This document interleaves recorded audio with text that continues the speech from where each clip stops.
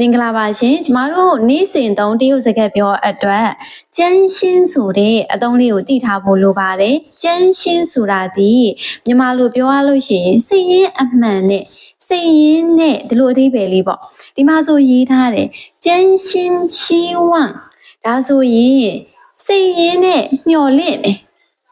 ကျန်းရှင်း想帮ဆိုရင်တကယ်ကိုပဲစိတ်ရင်းအမှန်နဲ့ကိုညီခြင်းတယ်真心感谢ဆိုတကယ်စိတ်ရင်းနဲ့ကျေးဇူးတင်တယ်အပေါ်ယံကျေးဇူးတင်တာမဟုတ်တကယ်ကိုကျေးဇူးတင်တယ်真心感谢ရမယ်နော်ဒီမှာဝါကြလေးကိုပြည့်ပြည့်စုံစုံကြည့်ကြည့်မယ်နော်我真心希望他幸福幸福ဆိုတာဒီပျော်ရွှင်တာကိုသုံးတာအဲ့တော့သူပျော်ရွှင်မှုအတွက်စိတ်ရင်းအမှန်နဲ့မျှော်လင့်နေရမယ်နော်နောက်တစ်ခုလေးက我真心想帮他စိတ်ရင်းအမှန်နဲ့သူ့ကိုကူညီခြင်းနဲ့ရမယ်နော်နောက်တစ်ခုလေးကတော့我真心感谢你စိတ်ရင်းအမှန်နဲ့ကျေးဇူးတင်ပါတယ်တကယ်ကိုကျေးဇူးတင်တယ်အပေါ်ယံမဟုတ်ဘူးရမယ်နော်